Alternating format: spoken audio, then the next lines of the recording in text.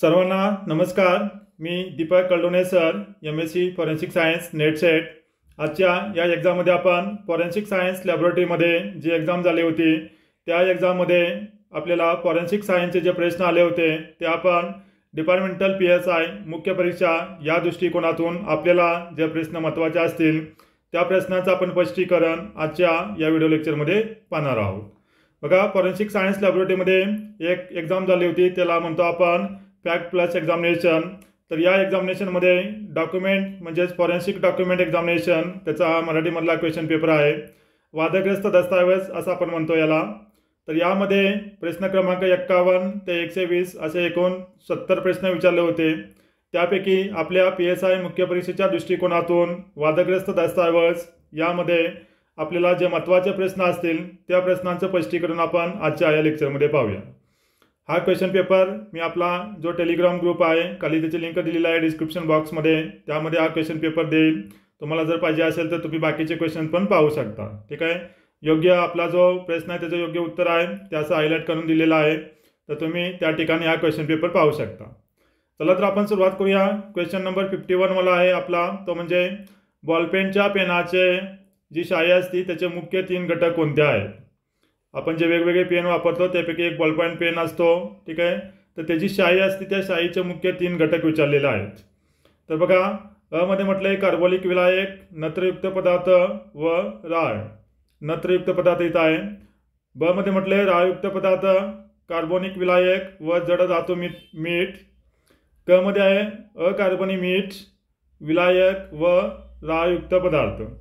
आणि ड मध्ये म्हटलंय कार्बोनिक रंगद्रव्य, कार्बोनिक विलायक व राळयुक्त पदार्थ। तर ही बॉलपेन पेनची शाई असते, त्याच्यामध्ये वेगवेगळे घटक असतात, त्यांनाच आपण म्हणतो बघा, इंग्लिशमध्ये जर म्हणायचं म्हटलं तर त्यांना आपण एक असतो त्याला आपण म्हणतो पिगमेंट्स। ठीक आहे, त्याच्यामध्ये पिगमेंट्स असू शकतो नंतर किंवा पिगमेंट्स किंवा त्यालाच आपण डायज म्हणतो। तर वेगवेगळ्या डायज वेगवेगळे पिगमेंट्स असतात त्याला कलरिंग देण्यासाठी। त्याचबरोबर याच्यामध्ये ॲडिटिव्ज वापरलेले असतात। ठीक आहे, असे वेगवेगळे घटक किंवा कंपोजिशन असतात किंवा स्टॅबिलायझर्स असतात त्या इंकला स्टॅबिलाइज करण्यासाठी। असे वेगवेगळे आपल्याला घटक ह्या इंकमध्ये दिसून येऊ शकतात। त्यापैकी इथं आपल्याला महत्त्वाचा तो म्हणजे कार्बोनिक रंगद्रव्य, कार्बोनिक विलायक व राळयुक्त पदार्थ हे आपल्या बॉलपेन पेनच्या इंकमध्ये आपल्याला मिळत असतात। पुढील प्रश्न बघूया आपण, मायक्रोस्कोपवाला आहे, सूक्ष्मदर्शक म्हणतो आपण त्याला। कोणत्या प्रकारचा इलेक्ट्रॉन सूक्ष्मदर्शक जास्त विस्तृतीकरण देतो। ठीक आहे, जास्त विस्तृतीकरण म्हणजे काय, जे आपल्याला एखादी वस्तू पाहायची असेल या मायक्रोस्कोपमध्ये तर या वस्तूचं जास्त विस्तृतीकरण करून जास्त डिटेल्स आपल्याला देतो, त्या मायक्रोस्कोपचं नाव विचारलेलं आहे। आणि तो मायक्रोस्कोप आहे आपला इलेक्ट्रॉन मायक्रोस्कोप। तर अ मध्ये आहे सेम, ब मध्ये आहे टेम, क मध्ये आहे डेम, ड मध्ये म्हटलंय दोन्ही सेम आणि टेम। आता सेम आणि टेम म्हणजे काय बघा, इथं जो सेम आहे त्यालाच आपण म्हणतो स्कॅनिंग इलेक्ट्रॉन मायक्रोस्कोप। ठीक आहे, स्कॅनिंग इलेक्ट्रॉन मायक्रोस्कोप इथं दिलेलंच आहे वरती, इलेक्ट्रॉन मायक्रोस्कोप किंवा त्यालाच आपण सूक्ष्मदर्शक असं म्हणतो। आणि दुसरा आहे आपला म्हणजे तो टेम, टेमला म्हणतो आपण ट्रान्समिशन इलेक्ट्रॉन मायक्रोस्कोप। पुढचा आहे तो तसंच आहे इलेक्ट्रॉन मायक्रोस्कोप। त्यापैकी जो टेम आहे टेम त्यालाच म्हणतो आपण ट्रान्समिशन इलेक्ट्रॉन मायक्रोस्कोप। हा सर्वात जास्त आपल्याला विस्तृतीकरण देत असतो, त्याच्यामुळे पर्याय क्रमांक ब हे आपल्या इथं योग्य उत्तर आहे। आता पुढील प्रश्न आपला तो म्हणजे टंकलेखनवाला। ठीक आहे, तिथे काय म्हटलंय, ऑफ इट्स फीट ही संज्ञा कशाच्या अभिज्ञानासाठी वापरली जाते। आता अशा बऱ्याचशा संज्ञा आपल्याला फॉरेन्सिक सायन्सच्या संदर्भात डिपार्टमेंटल PSI मुख्य परीक्षेला विचारले जाऊ शकतात। विचारा ही संज्ञा कशाशी संबंधित आहे, टिंबटिंब ही संज्ञा कशाशी संबंधित आहे। तर ज्या संज्ञा असतात त्या संज्ञा महत्त्वाच्या आहेत बघा, इथं 2-3 संज्ञा येतील आपल्याला ते। त्यापैकी एक संज्ञा आहे त्याला म्हणतो आपण ऑफ इट्स फीट। ही संज्ञा कशाच्या अभिज्ञानासाठी वापरली जाते, कशाचं ज्ञान मिळवण्यासाठी, तर इंकजेट छापील प्रत परीक्षण, ब मध्ये म्हटलंय हस्ताक्षर परीक्षण, क मध्ये म्हटलंय ऑफसेट छापील प्रत आणि ड मध्ये म्हटलंय टंकलेखन परीक्षण। जर तर टंक लेखन असतं त्यालाच आपण टाईप रायटिंग म्हणतो। टाईप रायटिंगचे जे आपले पेज आपण टाईप रायटिंग करून घेतो, ठीक आहे, त्याच्यामध्ये ऑफ इट्स फीट ही संज्ञा वापरली जाते। तर ह्याच्यामध्ये काय होतं बघा, ऑफ इट्स फीट म्हणजे काय, सपोज फॉर एक्झाम्पल आपली ही लाईन आहे आणि ह्या लाईनवरती आपण त्याला टाईप करून घेतोय। तर टाईप करत असताना सपोज फॉर एक्झाम्पल आपण इथं बघूया वापरली जाते, हे आपले एक आपण आपलं 2 शब्द टाईप केले। ठीक आहे, तर यापैकी एखादा शब्द असतो तो काय होतो, आता वापरली आणि जाते, त्यापैकी हा जाते हा शब्द काय होतो, जास्त हेवी, ठीक आहे, म्हणजे जास्त शाई त्याला वापरली जाते आणि इथं आपल्याला तो टाईप झालेला किंवा काय म्हणतो आपण टंक झालेला आपल्याला इथं दिसून येतो, टंकलेखन झालेलं दिसून येतं. मग त्यालाच म्हणतो आपण ऑफ इट्स फीट, म्हणजे इथं जे नॉर्मल आहे आपला फीट त्याच्यापेक्षाही पुढं इकडं तिकडं जात आहे म्हणून त्याला आपण ऑफ इट्स फीट म्हणतो. थोडक्यात काय तर टंकलेखन करत असताना, टाईप रायटिंग करत असताना एखादा शब्द इतर शब्दांपेक्षा म्हणजे बाकीच्या शब्दापेक्षा तो जास्त शाई लागल्यामुळे जास्त आपल्याला हेवी दिसतो, ठीक आहे, त्यालाच आपण ऑफ इट्स फीट असं म्हणतो. कुठं आहे हे, टंकलेखन परीक्षांमध्ये. नेक्स्ट क्वेश्चन बघूया आपण. आपल्यासाठी जो महत्त्वाचा आहे तो म्हणजे जळलेले दस्तावेज किती तापमानात काळे पडतात. आता आपल्याकडे बघा महत्त्वाचा प्रश्न आहे, याच्यावरती प्रश्न आलेला आहे डिपार्टमेंटल PSI मुख्य परीक्षेला, ठीक आहे. आपल्यामध्ये आपण जे IR किरणे पाहतो त्यांनाच आपण अवरिक्त किरणे असं म्हणतो, ठीक आहे. तर प्रश्न असा आला होता की जळलेले दस्तावेज वरील मजकूर वाचण्यासाठी खालीलपैकी कोणती किरणे वापरतात, असा डिपार्टमेंटल PSI मुख्य परीक्षेला प्रश्न आलेला आहे. त्यामध्ये आपण अवरिक्त किरणे वापरतो. यावरती आपण आपल्या इथं एक व्हिडिओ पण बनवला आहे यूट्यूब चॅनलवरती की वेगवेगळ्या किरणांचा पोलीस तपासामध्ये जो उपयोग होतो. मग इथं आपल्याला अवरिक्त किरणे, अतिनील किरणे, क्षय किरणे, इतर जी किरणं आहेत त्या किरणांचा उपयोग आपण पोलीस तपासामध्ये करत असतो. त्याचा व्हिडिओ आपण या सायन्स बाय दीपक कल्डोने या यूट्यूब चॅनलवरती अपलोड केलेला आहे. तुम्ही पाहिला नसेल तर तुम्ही पाहून घेऊ शकता. आता इथं आपल्याला असा प्रश्न येऊन गेलेला आहे, इकडे काय विचारलेलं आहे, तर जळलेले दस्तावेज असतात ते किती तापमानात काळे पडतात, ठीक आहे. मग हे जे जळलेले दस्तावेज असतात त्याच्यावरती जर मजकूर असेल, ठीक आहे, तर तो मजकूर वाचण्यासाठी आपण IR किरणे वापरतो, अवरिक्त रेज वापरतो. आता इथे ते किती तापमानाला काळे पडतात, तर जवळजवळ 280 डिग्री सेल्सिअसला हे काय होतात, काळे पडत असतात. आता पुढचा प्रश्न बघा आपल्याला पासपोर्टच्या संदर्भात आहे, 57वा प्रश्न महत्त्वाचा आहे. इथं भारतीय पासपोर्टमध्ये HAUV थर किती तापमानात बसवली जाते. आता आधी आपण तापमान बघूया, परत हा थर काय आहे तो आपण बघून घेऊया. HAUV तर किती तापमानात बसवली जाते, त्याचं योग्य उत्तर आहे 160 ते 180 डिग्री सेल्सिअसला. एवढ्या डिटेलमध्ये का आपल्याला प्रश्न येणार नाही आहे, फक्त आता इथं आपल्याला भारतीय पासपोर्ट म्हटलंय आणि त्याच्यामध्ये HAUV हा थर आहे. मग कदाचित त्याचा आपल्याला लॉंग फॉर्म विचारला जाऊ शकतो, HAUV ही संज्ञा कशाशी संबंधित आहे असा आपल्याला नॉर्मल प्रश्न आपल्याकडे येऊ शकतो. तर HAUV ही संज्ञा आपल्याला पासपोर्टशी संबंधित आहे हे आपल्याला सांगता येईल, ठीक आहे. जो पासपोर्ट असतो आपला, या पासपोर्टशी संबंधित ही संज्ञा आहे. आता या संज्ञाचा फुल फॉर्म काय आहे बघा, HAUV यालाच म्हणतो आपण हीट.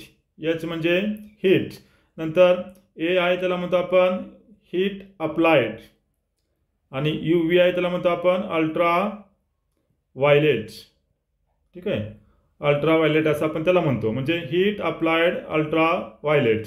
तर हे काय केलं जातं, ही एक लॅमिनेशनची फिल्म असते, ठीक आहे. जो आपला पासपोर्ट असतो या पासपोर्टला आपण लॅमिनेशन केलेलं असतं बघा, ठीक आहे. हे जे आपलं प्लॅस्टिकचा कवर असतो, प्लॅस्टिकची फिल्म असते, याला आपण लॅमिनेशन करतो आणि लॅमिनेशन करत असताना आपण त्याला 160 ते 180 डिग्री सेल्सिअसला हा लॅमिनेशनचा थर किंवा फिल्म आपण याच्यामध्ये इन्सर्ट करत असतो. आता याचा मुख्य उद्देश काय असतो, जो आपला पासपोर्ट असतो या पासपोर्टवरती आपल्याला जी माहिती लिहिलेली असते, ठीक आहे, त्याचं नाव वगैरे जो कोणी आपला ॲप्लिकंट आहे त्याची संपूर्ण माहिती लिहिलेली असते. तर या माहितीमध्ये काही छेडछाड होऊ नये, ठीक आहे. ही जी आपली ओरिजिनल माहिती आहे त्या माहितीमध्ये काही छेडछाड होऊ नये, त्यालाच म्हणतो आपण काही अल्टरेशन होऊ नये, ठीक आहे. म्हणजे कोणी त्याचं स्वतःचं नाव इथं काढलं, दुसऱ्याच व्यक्तीचं नाव लिहिलं, दुसऱ्याच व्यक्तीचा फोटो वगैरे लावू नये, त्यासाठी आपण याला लॅमिनेट करतो. आणि लॅमिनेट करण्यासाठी आपण ही HAUV म्हणजे heat applied ultraviolet lamination film किंवा थर याच्यामध्ये आपण बसवत असतो. तर ही संज्ञा पासपोर्टशी संबंधित आहे आणि याचा फुल फॉर्म असा आहे, पासपोर्टमधील छेडछाड टाळण्यासाठी आपण कुठली फिल्म लावतो, तर हा सुद्धा प्रश्न येऊ शकतो, त्याला आपण HAUV फिल्म म्हणतो, ठीक आहे, लॅमिनेशन फिल्म. पुढील प्रश्न आपला तो म्हणजे इलेक्ट्रोस्टॅटिक डिटेक्शन पद्धती कशासाठी वापरली जाते. आता इथं बघा महत्त्वाचा प्रश्न असा आपल्याकडे प्रश्न येऊ शकतो, इलेक्ट्रोस्टॅटिक डिटेक्शन पद्धत. आता इथे खाली पर्याय दिलेले आहेत. 1 मध्ये म्हटलंय दस्तऐवजातील कडाकोड, 2 मध्ये म्हटलंय लिखाण आणि शायांची शाई, 3 मध्ये म्हटलंय कागदावरील काचा आणि 4 मध्ये म्हटलंय गुप्त लिखाण, ठीक आहे. तर इथं आपण कुणासाठी वापरतो हा, तर इथं उत्तर आहे त्याचं 3 आणि 4 म्हणजेच काय, कागदावरील खाचा आणि गुप्त लिखाण. आता इलेक्ट्रोस्टॅटिक डिटेक्शन म्हणजेच काय, त्यालाच म्हणतो आपण इलेक्ट्रोस्टॅटिक डिटेक्शन ॲपॅरेटस, ठीक आहे, ESDA असंही आपण त्याला म्हणू शकतो. याचा फुल फॉर्म आहे इलेक्ट्रोस्टॅटिक डिटेक्शन ॲपॅरेटस. जे आपल्या कागदावरती खाचा असतात, कागदावरच्या खाचा म्हणजे काय, आता हे जे उपकरण आहे त्याचं नाव हे आहे इलेक्ट्रोस्टॅटिक डिटेक्शन ॲपॅरेटस. कदाचित आपल्याला डिपार्टमेंटल मुख्य परीक्षेला प्रश्न येऊ शकतो की हा जो EHDA आहे ही संज्ञा कशाशी संबंधित आहे. तर वादग्रस्त दस्तऐवज याच्याशी संबंधित आहे. किंवा जर याचा फुलफॉर्म आपल्याला विचारला EHDA याचा फुलफॉर्म काय आहे, तर त्याला आपण म्हणतो ई म्हणजे आपला तो इलेक्ट्रो, एस आहे तो आपला स्टॅटिक, इलेक्ट्रोस्टॅटिक, डी आहे आपला तो डिटेक्शन आणि ए आहे तो आपला ॲपॅरेटस. ठीक आहे, हा त्याचा फुल फॉर्म आहे इलेक्ट्रोस्टॅटिक डिटेक्शन ॲपॅरेटस. तर याच्यामध्ये आपण इलेक्ट्रिसिटी वापरतो. ठीक आहे, वीज प्रवाह वापरला जातो, विद्युत प्रवाह वापरला जातो, म्हणून त्याला आपण इलेक्ट्रोस्टॅटिक डिटेक्शन ॲपॅरेटस म्हणतो. कागदावरील खाचा म्हणजे काय, तर बघा इथं आपण यालाच म्हणतो इंडेंटेड रायटिंग. यालाच म्हटलं जातं इंडेंटेड रायटिंग किंवा त्यालाच आपण गुप्त रायटिंग असंही म्हणू शकतो. गुप्त नाही तर इथे इंडेंटेड रायटिंग महत्त्वाचं आहे. म्हणजे काय, ज्यावेळेस आपला हा पेज असतं बघा कागदावरती किंवा एखाद्या वहीमध्ये हा कागद किंवा पेज असेल, या पेजवरती आपण लिहित असतो. लिहिताना आपण आपला काय देतो, इथं दाब दिला जातो, प्रेशर दिला जातो. या प्रेशरमुळे जे पुढचं पेज आहे आपलं, ठीक आहे, तर हे पुढचं पहिलं म्हणजे हे जे आपलं मेन पेज ज्याच्यावरती आपण लिहित असतो, ह्याच्या पाठीमागचं 1 नंबरचं, नंतर त्याच्या पाठीमागचं असं 2 नंबरचं, हे जे पेजेस असतात, जेवढा जास्त प्रेशर देऊन आपण लिहितो, ह्या रायटिंग जी आपण लिहिली त्याच्या खाचा या सेकंड फर्स्ट ह्याच्या म्हणजे ह्याच्या पाठीमागचं पहिलं आणि दुसरं पेज आपण जेवढा जास्त प्रेशर देऊ त्याचं जास्त पहिल्या दुसऱ्या तिसऱ्या पेजपर्यंत हे जे आपण लिहिलेलं आहे त्या लिखाणाच्या खाचा या पेजवरती उठतात. ठीक आहे, मग आता समजा आपल्याकडे हा ओरिजिनल पेज होता, हे पेज आपण फाडून टाकलं. ठीक आहे, आणि मग काय करतो आपण, जे आपल्याला डायरी मिळाली, वही मिळाली, त्याच्यामध्ये 1 नंबर 2 नंबरचे जे पेज असतील, जे ओरिजिनल पेज फाडल्यानंतर जे राहिलेले पेज आहेत या पेजवरती काय लिहिलेलं असेल हे पाहण्यासाठी आपण एजडा नावाचं उपकरण आपण वादग्रस्त दस्तावेज नावाचा जो विभाग असतो त्याच्यामध्ये आपण वापरत असतो. त्याचप्रमाणे जे गुप्त लिखाण लिहिलेलं असेल ते लिखाणसुद्धा आपल्याला इलेक्ट्रोस्टॅटिक डिटेक्शनमध्ये आपल्याला तिथं पाहता येईल किंवा वाचता येईल. त्यासाठी याचं उत्तर आपलं पर्याय क्रमांक ब 3 आणि 4 बरोबर. पुढील प्रश्न आपला महत्त्वाचा तो म्हणजे हर्शल इफेक्ट ही रासायनिक संज्ञा कोणत्या पद्धतीत वापरली जाते. तर बघा असले प्रश्न आपल्याला येऊ शकतात. आता हर्शल इफेक्ट काय आहे, तर हर्शल आपल्याकडे माहिती आहे विल्यम हर्शल हा आपला फिंगरप्रिंट किंवा अंगुली मुद्राशी संबंधित एक महत्त्वाचे शास्त्रज्ञ होते. बरोबर आहे. मग समजा इथंच आता आलाच आपल्याला ब्लॅक अँड व्हाईट छायाचित्रण हे जो योग्य उत्तर आहे. परंतु इथं जर समजा अंगुली मुद्रा असतं तर आपल्या बऱ्यापैकी लोकांना अंगुली मुद्रामध्ये आपण विल्यम हर्शल पाहिलेला आहे. बरोबर आहे. सुरुवातीला त्यांनी लोकांचे बोटांचे ठसे करारपत्रावरती वगैरे घ्यायला सुरुवात केली होती या विल्यम हर्शलने. तर इथं हर्शल इफेक्ट विचारलेला आहे. तर हर्शल इफेक्ट म्हणजे काय, जे आपलं ब्लॅक अँड व्हाईट फोटोग्राफ असतो, ठीक आहे, या ब्लॅक अँड व्हाईट फोटोग्राफीमध्ये आपल्याला हा हर्शल इफेक्ट दिसून येतो. बरोबर आहे. तर या हर्शल इफेक्टमध्ये काय होतं बघा, रिग्रेशन ऑफ लॅटेंट फोटोग्राफिक इमेज. ठीक आहे, जे आपली याला काय म्हणतो आपण हर्शल इफेक्टला इंग्लिशमध्ये म्हटलं जातं, जो आपला लॅटेंट फोटोग्राफी इमेज असते त्याच्यामध्ये रिग्रेशन ब्लरनेस दिसून येतो, त्याला आपण हर्शल इफेक्ट म्हणतो. बरोबर आहे. तर ब्लॅक अँड व्हाईट छायाचित्रांशी संबंधित आहे, हे तर आपल्याला लक्षात ठेवायचं आहे. पुढील प्रश्न बघूया आपण आपल्या दृष्टिकोनातून महत्त्वाचा असणारा तो म्हणजे पुढचा प्रश्न आहे 65वा, तो म्हणजे क्रोमॅटोग्राफीमध्ये शाईचे परीक्षण करताना RF फॅक्टर ही संज्ञा वापरली जाते, तिचा अर्थ काय. बरोबर. आता बघा हा प्रश्न आपल्याकडे डिपार्टमेंटल PSला कसा येऊ शकतो. तत्पूर्वी आपण याचं प्रश्नाचं उत्तर पाहूया. क्रोमॅटोग्राफीमध्ये शाईचे परीक्षण करताना RF फॅक्टर ही संज्ञा वापरली जाते, तिचा अर्थ काय आहे. तर RF फॅक्टर कोणाला म्हणतात ते बघून घेऊया आपण. आता आपल्याला प्रश्न असा येऊ शकतो तो म्हणजे RF फॅक्टर ही संज्ञा कशाशी संबंधित आहे. बरोबर आहे. असा एखादा साधा प्रश्न आला तर तो प्रश्न आपला क्रोमॅटोग्राफीसाठी असतो, हे आपल्याला लक्षात ठेवायचं आहे.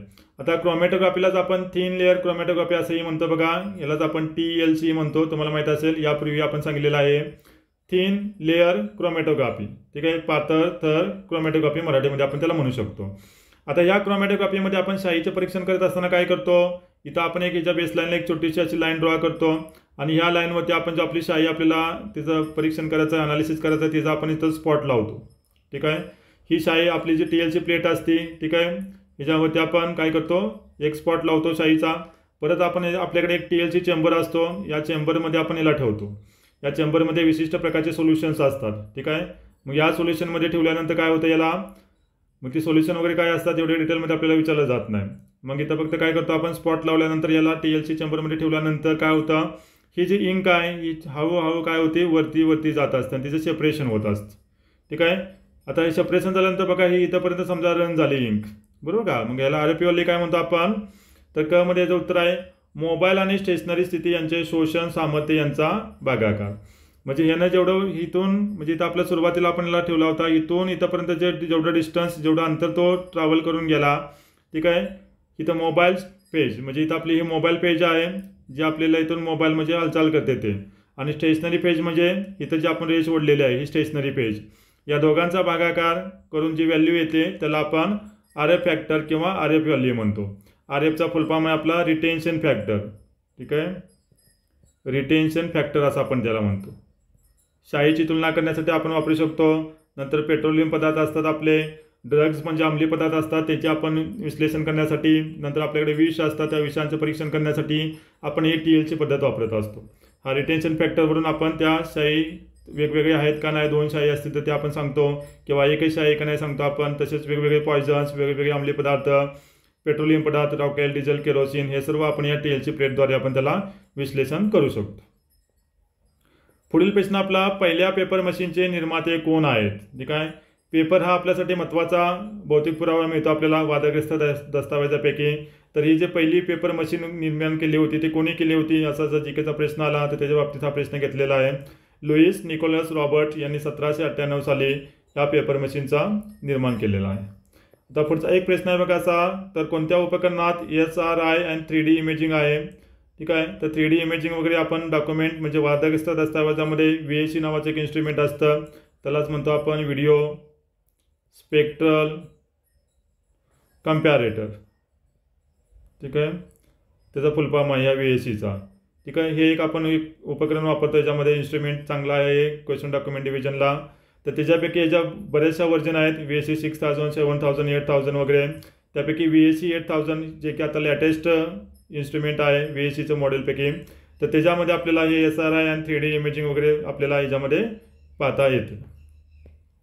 पुढचा प्रश्न आपला त्याला म्हणतो आपण इनविजिबल शाई किंवा दिसेनाशी होणारी शाई ही कोणत्या रसायनापासून बनते.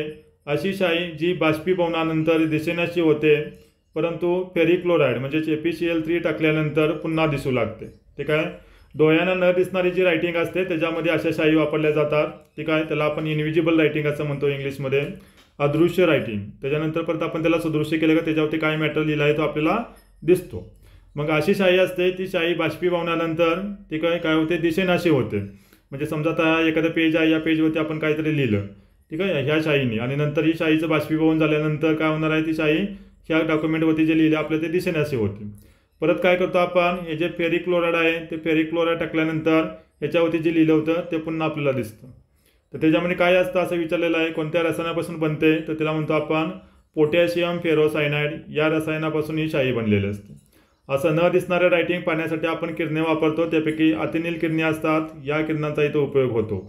वेगवेगळ्या किरणावरती आपण व्हिडिओ बनवलेला आहे, तुम्हाला सांगितलेला आहे, या चॅनलवरती अपलोड केलेला आहे, तुम्ही पाहिला नसेल तर तुम्ही पाहून घेऊ शकता, ठीक आहे. पुढील प्रश्न आपला तो म्हणजे दस्तऐवज न्यायसहाय्यक परीक्षणार्थ, ठीक आहे, म्हणजे question document forensic examination of question document असं म्हणतो आपण त्याला.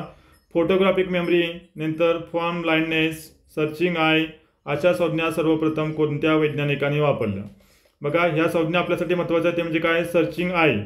सर्चिंग आय आपल्याला वादग्रस्त दस्तावेजामध्ये महत्त्वाचे आहे. त्याचप्रमाणे ज्यावेळेस आपण घटनास्थळावरती जातो, घटनास्थळाचा तपास करत असताना त्यावेळेस आपल्याकडे सर्चिंग आय, इन्क्वायरिंग माइंड हे आपल्या काय म्हणतो त्याला जन्मजात ह्या क्वालिटी आपल्याकडे पाहिजे, जेणेकरून आपण काय करतो जो आपला छोटा क्ल्यू असतो त्या गुन्हेगाराची जे आपण तिथं आयडेंटिटी कार्ड म्हणतो, तो आयडेंटिटी कार्ड किंवा तो क्ल्यू आपण या सर्चिंग आयने आपण शोधू शकतो.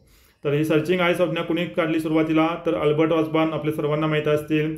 वादग्रस्त दस्तावेजाचे आपण यांना जनक असं म्हणतो, फादर ऑफ क्वेश्चन डॉक्युमेंट म्हणतो. यांनी 1910 साली क्वेश्चन डॉक्युमेंट नावाचं बुक लिहिलेलं आहे, वादग्रस्त दस्तावेज त्याला मराठीमध्ये म्हणतो आपण. तर यांनी सुरुवातीला photographic memory, form blindness, searching I या संज्ञा पहिल्यांदा काढलेल्या आहेत. पुढचा प्रश्न आहे बघा आपल्याला, तो म्हणजे असा कदाचित प्रश्न आलाच, ASTM म्हणजे काय, त्यालाच म्हणतो आपण American society for testing and materials, ठीक आहे. म्हणजे जे आपण टेस्टिंग करत असतो लॅबमध्ये, परीक्षण करत असतो, त्याच्याशी संदर्भात ही अमेरिकेची एक सोसायटी आहे, American society for testing and materials. आता पुढचा एक नंबर आहे बघा आपल्यासाठी महत्त्वाचा पासपोर्टच्या संदर्भात, ज्ञातक नंबरिंग हे सुरक्षा वैशिष्ट्य कशामध्ये असते. आता असा प्रश्न आपल्याकडे येत असतं डिपार्टमेंटल PSIला, ठीक आहे. तर ज्ञातक नंबर हे कशाची किंवा कोणत्या याच्यामध्ये आपण सुरक्षा वैशिष्ट्य म्हणून वापरतो असा प्रश्न आला तर ज्ञातक नंबरिंगला इथं म्हटलंय भारतीय चलन म्हणजेच बँक नोट, फक्त उच्च मूल्याची भारतीय बँक नोट, आधार कार्ड, पासपोर्ट. तर पासपोर्टमध्ये हा नंबर असतो, ठीक आहे, ज्ञातक नंबर. तर हा नंबर बघा कसा असतो, तर हा डॉटेड नंबर असतो, डॉटेड लाईनने हा नंबर लिहिलेला असतो, ठीक आहे. जे आपलं पासपोर्ट असतो, पासपोर्ट जे शेवटचं, ठीक आहे, पासपोर्ट नंबरमध्ये आपल्याला एंड ऑफ पासपोर्ट शेवटच्या ठिकाणी आपल्याला हा डॉटेड नंबर दिसतो, त्यालाच आपण गॉथिक नंबर म्हणतो. तो आपल्या पासपोर्टशी संबंधित आहे. पुढील प्रश्न आपला तो म्हणजे भारतीय साक्षी पुरावा अधिनियमात कोणत्या अनुच्छेदात जर मूळ दस्तावेज कोर्टाच्या छाननी प्रक्रियेसाठी उपलब्ध नसेल तर फोटोकॉपी द्वितीय पुरावा म्हणून वापरलं जाऊ शकतं असं लिहिलं गेलेलं आहे, ठीक आहे. बघा इथं महत्त्वाचं आपल्याला दस्तावेज या विभागामध्ये आपण मूळ दस्तावेज असेल त्याच्यावरतीच आपलं ओपिनियन किंवा आपला रिपोर्ट देत असतो. परंतु ते जर अवेलेबल नसेल आणि त्याची एखादी फोटोग्राफी असेल फोटोकॉपी केलेली त्याला आपण झेरॉक्स कॉपी म्हणतो, ठीक आहे. फोटोकॉपी मराठीमधला शब्द बऱ्याच लोकांना माहीत नसतो. तर हा फोटोकॉपी म्हणून आपण द्वितीय पुरावा म्हणून वापरला जाऊ शकतो असं भारतीय पुरावा कायद्यातील कोणत्या अनुच्छेदात सांगितलेलं आहे हे आपल्यासाठी महत्त्वाचं आहे, ठीक आहे. तर भारतीय साक्षी पुरावा अधिनियम अनुच्छेद 63 मध्ये हे सांगितलेलं आहे. लॉच्या संदर्भात नंतर वादग्रस्त दस्तावेजाच्या संदर्भात हा प्रश्न महत्त्वाचा होता. आता पुढचा प्रश्न आपला तो म्हणजे 11,400 पेक्षा जास्त विशिष्ट शाईचे नमुना असलेले इंटरनॅशनल इंक लायब्ररी कोण अनुरक्षित करते. आता शाईच्या संदर्भात जास्त महत्त्वाचं आपल्याला, कारण वादग्रस्त दस्तावेजावरती जे लिहिलेलं असतं मजकूर तो शाईने लिहिलेला असतो. मग त्या दोन वेगवेगळ्या शाई आहेत का एका शाईने लिहिलेला आहे, नंतर त्या कोणत्या वेळी लिहिला असेल, हे सगळी माहिती काढण्यासाठी आता लेटेस्ट या वादग्रस्त दस्तावेजामध्ये हा लेटेस्ट इश्यू किंवा टॉपिक आहे, त्याच्यामुळे याच्या संदर्भात प्रश्न येऊ शकतात. तर ही जी इंटरनॅशनल इंक लायब्ररी आहे ते United States of secret service यांनी ही लायब्ररी बनवलेली आहे. याच्यामध्ये जवळजवळ 11,400 पेक्षा जास्त शाईचे नमुने त्यांनी काय केलेले आहेत त्याचे सर्व इथं आपण जसं आपण म्हणतो आपण आधारचा डाटाबेस बनवलेला आहे, DNA चा डाटाबेस असतो, त्याचप्रमाणे इथं शाई जी आहे आपली त्या शाईचा डाटाबेस या युनायटेड स्टेट्स ऑफ सिक्रेट सर्व्हिसेसनी बनवून ठेवलेला आहे, त्यालाच इंटरनॅशनल इंक लायब्ररी असं म्हणतो आपण. आता पुढचा आहे शाईचे फ्लोक्युएशन. वाचून घ्या, प्रश्न आपल्यासाठी एवढा महत्त्वाचा नाही. शाईतील रंगद्रव्याचा दोष ज्यामुळे शाईच्या गुटया होतात त्याला आपण शाईचे फ्लोक्युलेशन असं म्हणतो. जास्त करून वादग्रस्त दस्तावेजामध्ये ही शब्द किंवा टर्म वापरली जाते. आता पुढचा प्रश्न आपण महत्त्वाचा म्हणू शकतो थोडासा. दिलेल्या पर्यायामधून असे रसायन निवडा जे दस्तावेजावर खडाखोड करण्यासाठी साधारणपणे वापरले जात नाही म्हटलेलं आहे, ठीक आहे. म्हणजे जे आपलं ओरिजिनल दस्तावेज असतं या दस्तावेजावरती आपण खडाखोड करण्यासाठी काय करतो, काही विशिष्ट प्रकारचे आपण रासायनिक पदार्थ वापरतो. मग त्यापैकी इथं कोणता रासायनिक पदार्थ वापरला जात नाही असं विचारलेलं आहे. तर सोडियम हायपोक्लोराईड हे आपण वापरत असतो खडाखोड करण्यासाठी. ऑक्झॅलिक ॲसिड किंवा ऑक्झॅलिक आम्ल वापरतो. पोटॅशियम परमॅंगनेट वापरतो आपण. पोटॅशियम डायक्रोमेट आपण वापरत नाही आहे. आणि इथं विचारलेले वापरले जात नाही ते सांगा. त्याच्यामुळे पर्याय क्रमांक ड हे आपलं इथं उत्तर आहे. पोटॅशियम डायक्रोमेटमुळे कलर येतो आणि कलर आलेला आपण त्याला पाहू शकतो कुठल्याला. तर इथं काय म्हटलं वापरलं जाऊ शकत नाही, तर हे ड ऑप्शन इथं वापरलं जाऊ शकत नाही. जर भविष्यात प्रश्न आला की खालीलपैकी कोणतं रसायन दस्तावेजावरील खडाखोड करण्यासाठी वापरले जाते असा प्रश्न आला तर सोडियम हायपोक्लोराईड आहे, ऑक्झॅलिक ॲसिड आहे, पोटॅशियम परमॅंगनेट आहे, यांची नावं आपल्याला लक्षात असावी. त्यासाठी तुम्ही नावं परत लिहून घ्या. पुढचा प्रश्न आहे बघा आपल्याला SWG डॉक म्हणजे. आता बऱ्यापैकी असे प्रश्न येतात, ठीक आहे, आणि हे प्रश्न आलेलेच आहेत फॉरेन्सिक सायन्स लॅबोरेटरीमध्ये म्हणा, सेट एक्झाममध्ये वगैरे असे प्रश्न आलेले आहेत बघा. मग हे असे प्रश्न आले तर त्याचा फुलफॉर्म वगैरे काय आहे हे आपल्यासाठी महत्त्वाचं आहे बघा. आपण अशी टेस्ट सिरीज वगैरे चालू केलेली आहे, तुमच्या माहितीस्तव सांगतो. आपल्याकडे बरेचसे म्हणजे फॉरेन्सिक सायन्स फॉरेन्सिक मेडिसिनवरती आपण 10 टेस्ट सिरीज चालू केलेला आहे. त्याच्यामध्ये आपण 4ही पर्यायांचं विश्लेषण केलेलं आहे.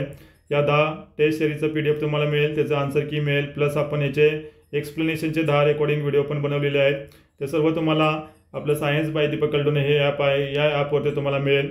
या ॲपची लिंक मी डिस्क्रिप्शन बॉक्समध्ये दिलेली आहे, तिथून तुम्ही ती लिंक वगैरे पाहून हे ॲप डाउनलोड करून घेऊ शकता. किंवा तुम्हाला काय शंका असेल तर इथं नंबर दिलेला आहे, या नंबरवरती सुद्धा तुम्ही कॉन्टॅक्ट करू शकता. त्याचप्रमाणे आपण इथं डिपार्टमेंटल PSI मुख्य परीक्षेमध्ये जेवढे महत्त्वाचे टॉपिक असतात त्या टॉपिकची आपण रेकॉर्डेड बॅच पण अवेलेबल केलेली आहे. तुमच्यासाठी रेकॉर्डेड बॅच आहे. प्लस आपण प्रिलिमचा निकाल लागल्यानंतर 2 दिवसांची फास्ट ट्रॅक बॅच ठेवतोय, बरोबर आहे. तर या फास्ट ट्रॅक बॅचमध्ये तुम्हाला संपूर्ण फॉरेन्सिक सायन्स आणि फॉरेन्सिक मेडिसिनचं तुम्हाला रिव्हिजन परीक्षेच्या दृष्टिकोनातून केलं जाईल.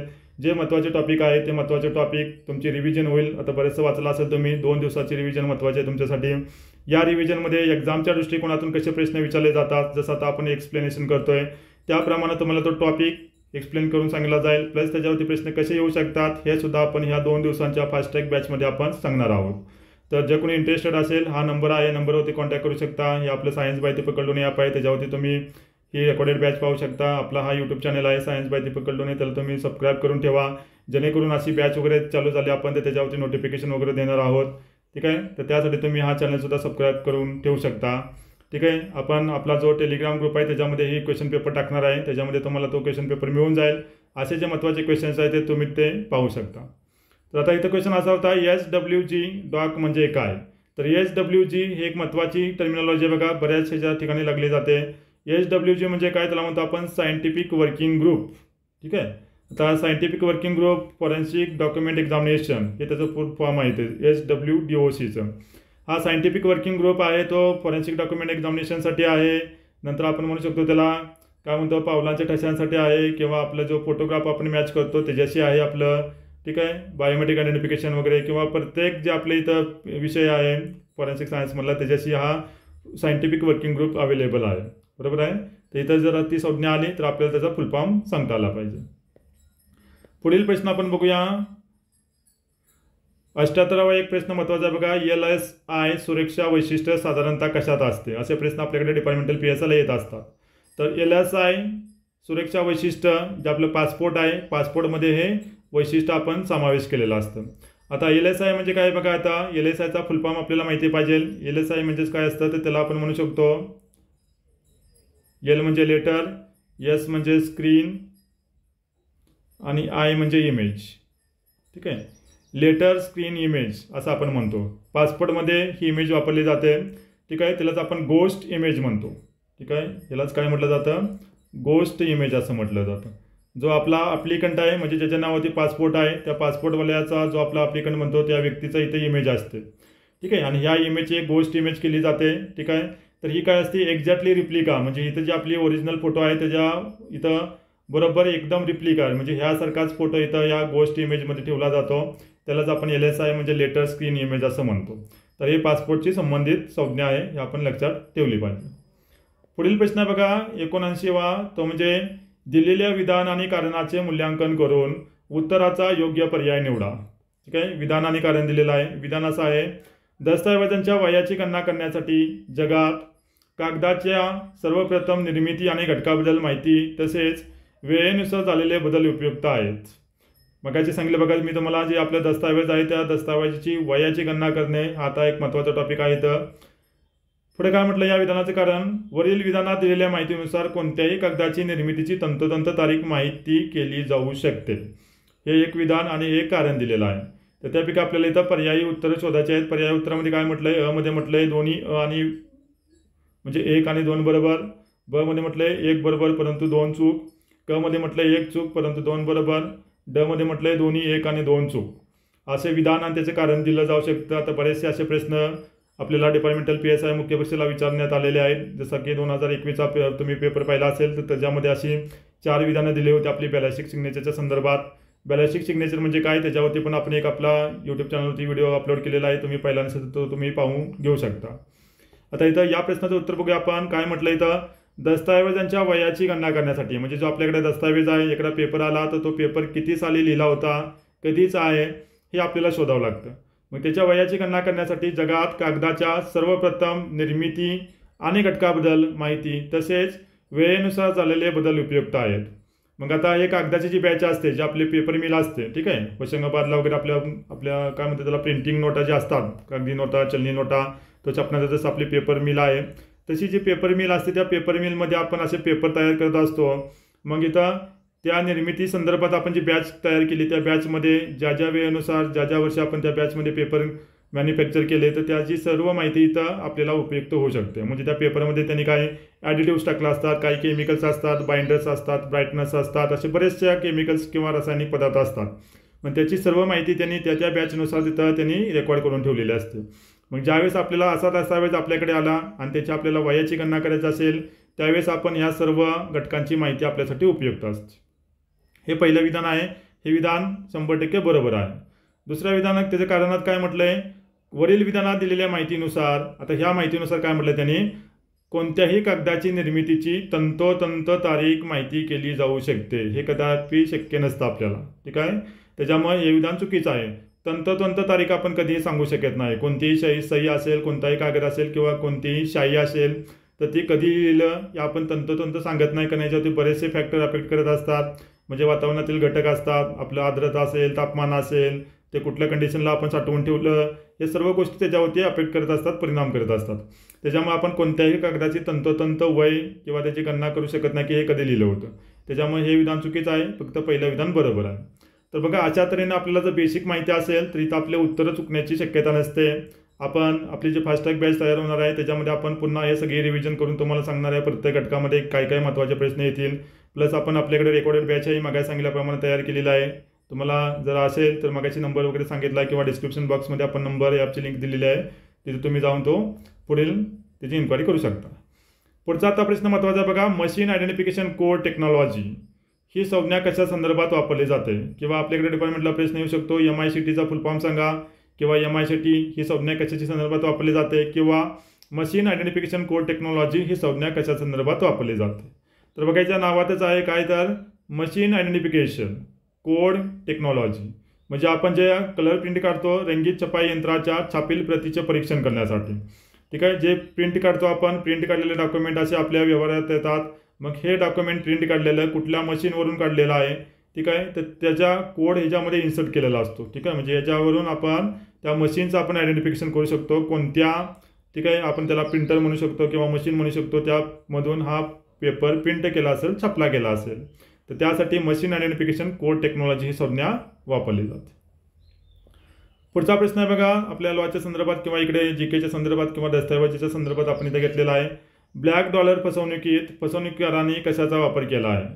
ब्लॅक डॉलर फसवणूक ही संज्ञा कशाच्या संदर्भात आहे किंवा याच्याशी माहितीची एखाद्या आलाच प्रश्न चुकून तर त्याच्याशी माहिती असावी म्हणून हा प्रश्न घेतलेला आहे. तर ब्लॅक डॉलर फसवणुकीत काय केलं जातं, साध्या कागदावरती काही परत चढवून, ठीक आहे, म्हणजे जो आपला साधा व्हाईट पेपर असेल त्याच्यावरती काय करतात, काही परत चढवतात आणि तो मौल्यवान डॉलर बनू शकतो, अशी लोकांची फसवणूक केली जाते. बरोबर आहे, त्यांना हा पेपर दिला जातो ॲज अ डॉलर म्हणून, त्यालाच म्हणतो आपण ब्लॅक डॉलर फसवणूक. पुढचा प्रश्न आपला 84 वाला, राईट ऑन टू हे डिजिटल टूल आणि प्लॅटफॉर्म कशासाठी आहे. तर असे ॲडव्हान्सवाले प्रश्न आपल्याकडे येण्याची शक्यता असेल. बरोबर आहे, तर राईट ऑन टू हे डिजिटल टूल आणि प्लॅटफॉर्म कशासाठी आहे, तर लिखाणाचं एकवटीकरण, ठीक आहे, त्याचं विभाजन आणि विश्लेषण करणारी हस्ताक्षर परीक्षण प्रणाली. बरोबर आहे, जसं आपण अंगुली मुद्रा परीक्षण प्रणाली पाहतो फॅक्ट्स नावाची किंवा आपण म्हणतो ऑफिस नावाची. बरोबर आहे, ऑटोमॅटिक फिंगरप्रिंट आयडेंटिफिकेशन सिस्टीम म्हणतो आपण त्याला. त्याचप्रमाणे आपलं जे हस्ताक्षर असेल त्या हस्ताक्षराचं परीक्षण करण्यासाठी एक प्रणाली आहे, सिस्टीम आहे, तिला म्हणतो आपण राईट ऑन टू. ठीक आहे, तर अशा प्रश्न येण्याची शक्यता असेल. बऱ्यापैकी तुम्ही हे लक्षात ठेवा. क्वेश्चन पेपर तुम्हाला इथे खाली टेलिग्राम ग्रुपची लिंक आहे त्याच्यामध्ये दिलेला आहे, तर असे प्रश्न बघून ठेवा. पुढचा प्रश्न बघूया आपण आपल्यासाठी जो महत्त्वाचा असेल तो, पेन्सिलची लिखाण कांडी साधारणतः कशाची बनलेली असते. जे आपण पेन्सिल वापरतो लिहिण्यासाठी सगळ्यांना माहीत असेल बघा, CC पेन्सिल म्हणतो आपण त्याला. ठीक आहे, तर या पेन्सिलची कांडी असते आतली ब्लॅक कलरची, ती कशापासून बनलेली असते. सोपा प्रश्न आहे. ही क्लेपासून किंवा जे आपलं ग्राफाईट असतं या ग्राफाईटचं मिश्रण असतं. ठीक आहे, जो आपला कोळसा असतो कोळशाचा हा एक फॉर्म आहे. ठीक आहे, कार्बन म्हणतो, कार्बनचाच एक फॉर्म आहे ग्राफाईट. तर या ग्राफाईटपासून जी आपली पेन्सिल आहे या पेन्सिलची कांडी बनलेली असते. पुढचा प्रश्न बघून घेऊया आपण आपल्यासाठी महत्त्वाचा असणारा तो म्हणजे हा एक महत्त्वाचा प्रश्न असू शकतो आपल्या माहितीस्तव, लेखकाचा मास्टर पॅटर्न मुख्यत्वे कशाशी संबंधित असतो. ठीक आहे, ज्यावेळेस एखादा लेखक असतो किंवा वादग्रस्त आपलं लिखाण असतं, ठीक आहे, डिस्प्युटेड रायटिंग म्हणतो आपण त्याला, ही एखाद्यानं लिहिला असेल, ठीक आहे, तर तो प्रत्येकाचा त्याचा एक मास्टर पॅटर्न असतो. म्हणजे समजा एखाद्याची सिग्नेचर असेल किंवा लिखाण असेल तर ते सिग्नेचर करण्याचं लिहिण्याचं त्याच्या डोक्यामध्ये त्याची प्रॉपर इमेज असते, त्याचा मास्टर पॅटर्न असतो. तर तो कशाची आहे, तर त्याचं लिखाणाचं स्वरूप आहे, लिखाणाची हालचाल आहे आणि अवकाशीय संबंध आहे त्याच्याशी संदर्भात असतो हा, म्हणून त्याला आपण मास्टर पॅटर्न म्हणतो. म्हणजे प्रत्येकाची लिहिण्याची युनिक स्टाईल असते. ठीक आहे, आपण दुसरा व्यक्ती त्याची स्टाईल कॉपी करू शकत नाही. ज्यावेळेस आपण फोर्जरी करतो, ठीक आहे, त्यावेळेस आपण त्याची स्टाईल कॉपी करू शकत नाही, त्याचा मास्टर पॅटर्न आपण कॉपी करू शकत नाही. तर त्याच्याच्या संदर्भात ही ते एक होते. नंतर हे जोड्या लावण्याचा एक प्रश्न आहे बघा, लेझर छपाई यंत्र कधी झालं, इंकजेट छपाई यंत्र, डॉटमॅटिक छपाई यंत्र, डायरेक्ट थर्मल यंत्र यांचा इथं तुम्हाला दिलेला आहे पेपर, त्याच्यामध्ये तुम्ही पाहू शकता कदाचित असे प्रश्न आले तर आपल्याला त्याचा उपयोग होईल. दुसरा आपण स्ट्रेट फॉरवर्ड साधा प्रश्न बघूया. पुढचा बघा प्रश्न आहे तो म्हणजे काय, कागद निर्मितीच्या प्रक्रियेत अंतर्गत केलेले वॉटरमार्क साधारणपणे काय दर्शवित नाही असं म्हटलंय, काय दर्शवत नाहीत. आता वॉटरमार्क महत्त्वाचे असतात बघा आपल्याला, म्हणजे फॉर एक्झाम्पल आता इथं बघा, इथं पण आपल्याला एक वॉटरमार्क दिसतोय, हा जे लिहिलेला आहे ते आपला एक वॉटरमार्क आहे कागदाचा. अशा प्रकारे आपण जे महत्त्वाचे कागद असतात त्या कागदामध्ये वॉटरमार्क आपण इन्सर्ट करत असतो. तर हे वॉटरमार्क काय दर्शवत नाही असं म्हटलं. तर इथं निर्माणकर्त्याची ओळख दर्शवत असतं, वॉटरमार्क अंतर्गत केलेल्याची तारीख सांगू शकते, गुप्त अथवा कोडेड माहिती सांगू शकतं, परंतु कागदाची कालबाह्य होण्याची तारीख, ठीक आहे, त्यालाच म्हणू आपण एक्सपायरी डेट्स, ठीक आहे, एक्सपायरी डेट ते सांगत नाही. कागद कधी एक्सपायर होणार आहे, कालबाह्य कधी होणार आहे तो सांगत नाही आहे. त्याच्यामुळे इथं पर्याय क्रमांक ड आपलं योग्य उत्तर आहे. ठीक आहे. तर वॉटरमार्क एक्झामिनेशन करून आपण कागद कधी बनवला असेल हे आपण सांगू शकतो. जर त्याच्यावरती एखादी तारीख लिहिलेली असेल, ठीक आहे, किंवा ज्या कंपनीचं म्हणलं त्या कंपनीला आपण ते विचारू शकतो. परंतु तो कागद कधी एक्सपायर होणार आहे हे त्याच्यावरती लिहिलं जातं, कारण लिहिलं जात नाही. कारण कागदावरती आपण मगाशी सांगितलं त्याचं एक्सपायर करण्यासाठी वेगवेगळे घटक अंतर्भूत असतात. तो कुठं ठेवला, कोणत्या कंडिशनला आहे, ठीक आहे, त्याच्यामुळे ही तारीख कधीच लिहित नाही. जसं आपण औषध किंवा एखादी गोळी, टॅबलेट, मेडिसिन पाहतो त्याच्यावरती ते कधी एक्सपायर होणार आहे ती एक्सपायरी डेट लिहिली जाते.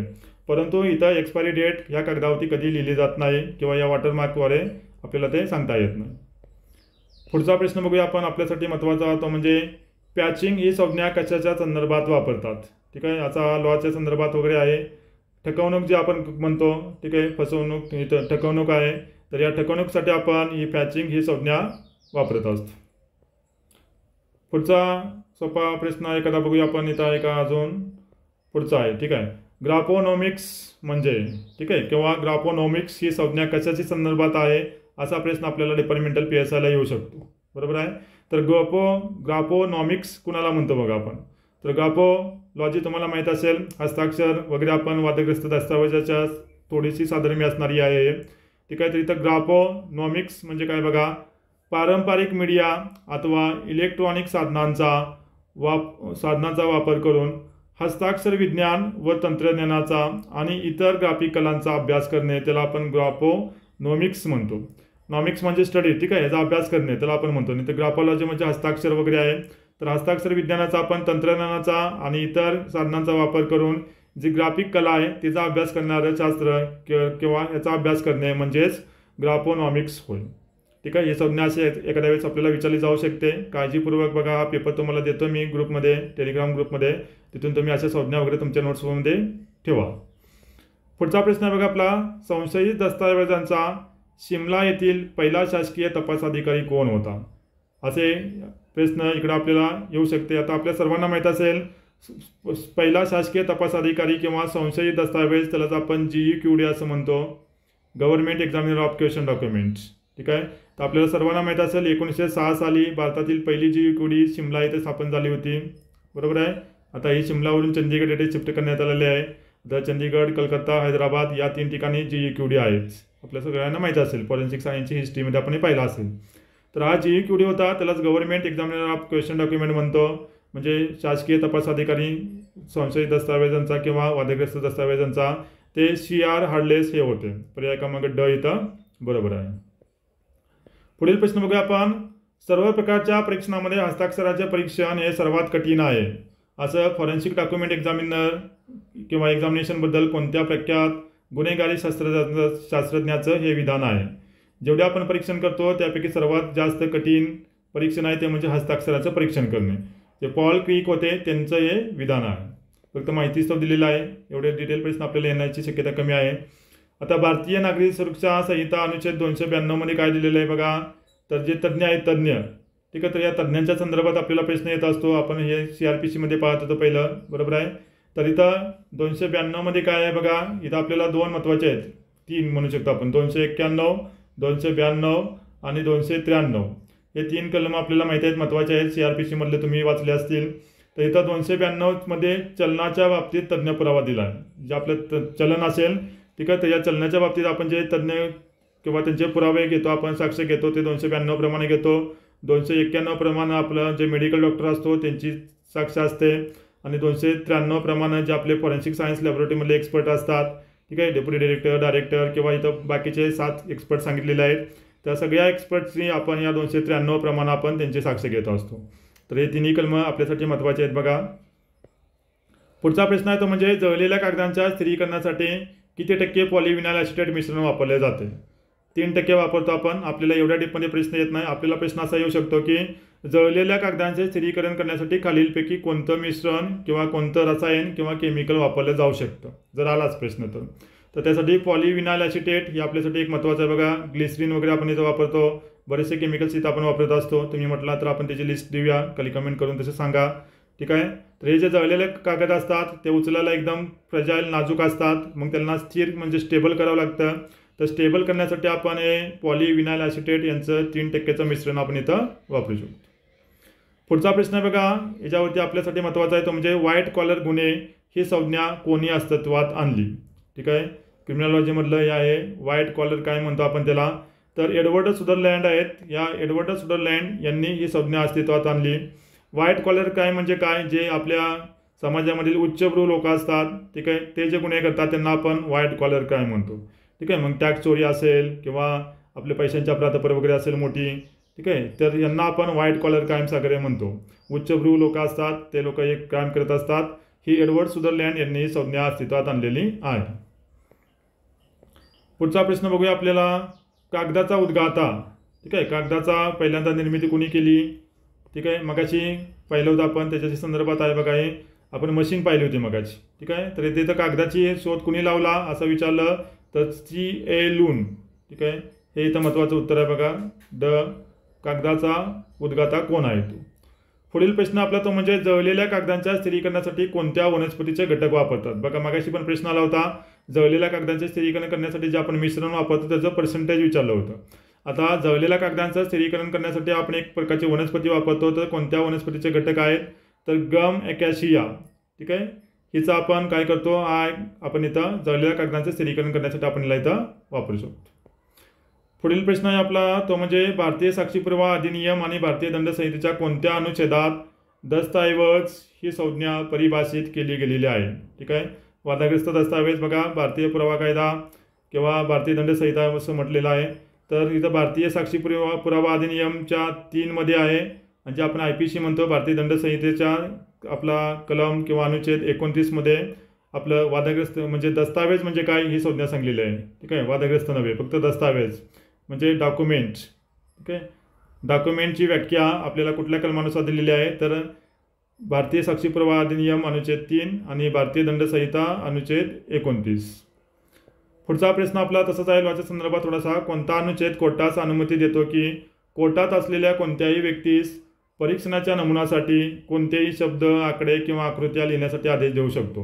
म्हणजे जे आपण एखाद्याचा काय म्हणतो त्याला लिखाण जर वादग्रस्त असेल तर ते चेक करण्यासाठी आपल्याला त्या व्यक्तीचं लिखाणाचे नमुने पाहिजे असतात किंवा त्याच्या सहीचे नमुने पाहिजे असतात. तर ते कोणत्या किंवा एखादे शब्द, आकडे, आकृत्या वगैरे किंवा सही वगैरे हे सगळं आपण कोणत्या नियमानुसार किंवा लॉनुसार घेतो? तर ते काय म्हटलंय, भारतीय अनुच्छेद 73 भारतीय साक्षी पुरावा अधिनियम, पर्याय क्रमांक ब हे याचं योग्य उत्तर आहे. पुढचा प्रश्न बघूया आपण, आपल्यासाठी महत्त्वाचा आहे तो म्हणजे कोणत्या प्रकारच्या ठकवणुकीत गुन्हेगार मूळ सही निवडून त्याचा पुरेसा सराव करून त्याची नकल करण्याचा प्रयत्न करतो? नकल करण्याचा प्रयत्न. ठीक आहे, तर बघा जे आपल्याकडे मेन सही असेल, सपोज फॉर एक्झाम्पल एखाद्याची सही अशी आहे, ठीक आहे, मग गुन्हेगार काय करतो, या सहीचा नमुना मिळवतो आणि याचं प्रॅक्टिस करतो. प्रॅक्टिस करून काय करतो, तो त्याची सही करण्याचा प्रयत्न करतो. त्याला म्हणतो आपण इमिटेशन ठकवणूक. ठीक आहे, यालाच इमिटेशन फॉर्जरी असं म्हणतो आपण. इमिटेशन म्हणजे त्याने इमिट केलं त्याचं. ठीक आहे, जे होतं ते बघून लिहिलं म्हणून त्याला आपण इमिटेशन म्हणतो, किंवा याला कॉपी म्हणजे कॉपी फॉर्जरी, इमिटेशन फॉर्जरी असंही आपण म्हणू शकतो, सिम्युलेटेड फॉर्जरी असंही आपण याला म्हणतात. तर इथं पर्याय क्रमांक क याचं योग्य उत्तर आहे.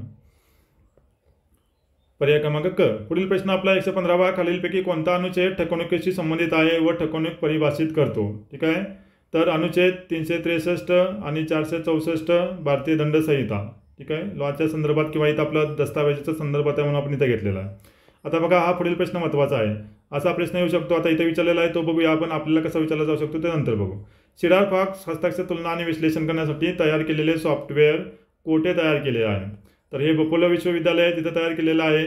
आपल्याला एवढ्या डिटेलमध्ये प्रश्न येत नाही. डिपार्टमेंटल PSI मुख्य परीक्षेला प्रश्न येतो तो म्हणजे सीडार फॉक्स ही संज्ञा कशाशी संबंधित आहे. ठीक आहे, असा प्रश्न आपल्याला येत असतो. तर सीडार फॉक्स ही संज्ञा कशाशी संबंधित आहे, तर हस्ताक्षराची तुलना आणि विश्लेषण करण्यासाठी आपल्याला ही संज्ञा वापरली जाते. बरोबर आहे, हस्ताक्षर तुलना व विश्लेषण करण्यासाठी संज्ञा वापरली जाते सीडार फॉक्स. असा इकडे आपल्याकडे प्रश्न येऊ शकतो. पुढचा प्रश्न आपल्यासाठी आहे महत्त्वाचा, तो म्हणजे कोणत्या प्रकारच्या छपाईत दस्तऐवज विस्तृतीकरण नंतर विविध रंगाच्या शाईचे गोलाकार बिंदू आढळून येतात. बघा, हे महत्त्वाचा प्रश्न आहे. जे आपण प्रिंटिंग करतो, प्रिंट डॉक्युमेंट असतात, तर त्या प्रिंट डॉक्युमेंटला जर आपण बारकाईनं पाहिलं मायक्रोस्कोपच्या खाली, ठीक आहे, तर जे सपोज फॉर एक्झाम्पल हा प्रिंटिंगचा कागद असेल तर त्या कागदाच्या आपल्याला गोलाकार छायाचे बिंदू दिसून येतात. म्हणजे सपोज फॉर एक्झाम्पल आता आपण एक लाईन काढायची म्हटलं आपल्याला, अच्छा आपण लाईन स्ट्रेट काढतो, ठीक आहे, परंतु ही आपल्याला अशी टिंब दिसून येतात. ठीक आहे, आता इथे छोटे छोटे टिंब दिसून येतात, समजून घ्या तुम्ही, छोटे छोटे टिंबाची लाईन आहे. तर जे आपलं इंकजेट छपाई आहे, इंकजेट प्रिंटिंग म्हणतो आपण त्याला. इंकजेटमध्ये असे शाईचे स्प्रे नोझलमधून येत असतात आणि स्प्रे एका ठिकाणी छोटे छोटे बिंदू बनवून ते जे आपली इमेज असेल, जो आपला शब्द असेल त्याची ती इमेज बनवतात. ठीक आहे, त्याला आपण इंकजेट छपाई असं म्हणतो. पुढचा प्रश्न आपला, कोणत्या प्रकारच्या छपाई कागदावर असलेली जास्तीची शाई काढण्यासाठी वैद्यकीय ब्लेडचा वापर केला जातो. ठीक आहे, म्हणजे समजा आपण छपाई केल्यानंतर जास्त शाई झाली तर ती शाई काढण्यासाठी कोणत्या ब्लेडचा उपयोग केला जातो असा प्रश्न येऊ शकतो. तर त्याला आपण वैद्यकीय ब्लेड म्हणतो. आता इथं प्रश्न विचारलेला आहे, कोणत्या प्रकारात छपाई कागदावर असलेली जास्तीची शाई काढण्यासाठी वैद्यकीय ब्लेडचा वापर केला जातो, तर त्याला म्हणतो आपण इंटॅग्लो प्रिंटिंग. ठीक आहे, इंटॅग्लिओ प्रिंटिंग. जे आपण नोटा वगैरे बनवतो, नोटावरती पण बघा इंटॅग्लिओ प्रिंटिंग केलेली असते, बँकिंगच्या नोटा असतात त्या. तर बघा, इंटॅग्लो प्रिंटिंगमध्ये आपण जर जास्त शाई झाली तर ती काढण्यासाठी आपण वैद्यकीय ब्लेडचा आपण इथं उपयोग करू शकतो. तर इथंपर्यंत आपले वादग्रस्त दस्तावेजावरती प्रश्न होते. अशा प्रकारे आपण हा जो आपला वादग्रस्त दस्तावेजाचा फॉरेन्सिक सायन्स लॅबोरेटरीचा पेपर होता, तो पेपर आपण इथं आपल्या दृष्टिकोनातून जे महत्त्वाचे प्रश्न होते ते प्रश्न आपण इथं त्यांचं स्पष्टीकरण पाहिलेलं आहे. हा क्वेश्चन पेपर मी तुम्हाला आपला जो टेलिग्राम ग्रुप आहे खाली त्याची डिस्क्रिप्शन बॉक्सला लिंक दिलेला आहे, त्याच्यामध्ये तुम्हाला शेअर करत आहे. तो पेपर तुम्ही बघून घ्या आणि त्याच्यामधला कुठला एखादा प्रश्न असेल त्याच्यावरती जर तुम्हाला काही शंका वाटली, डिस्क्रिप्शन बॉक्समध्ये आपण नंबर दिलेला आहे, त्याच्यावरती तुम्ही कॉन्टॅक्ट करू शकता. ठीक आहे, तर आजचं हे लेक्चर तुम्हाला कसं वाटलं हे नक्की सांगा, खाली कमेंट करा. भविष्यात तुम्हाला कोणत्या टॉपिकवरती लेक्चर पाहिजे ते सुद्धा तुम्ही सांगू शकता, त्याप्रमाणे आपण लेक्चर बनवण्याचा प्रयत्न करूया. ठीक आहे, तर आजच्या लेक्चरमध्ये एवढंच आहे. तर ते थांबतो मी. तर सर्वांना मुख्य परीक्षेसाठी शुभेच्छा देतो. ठीक आहे, थँक्यू.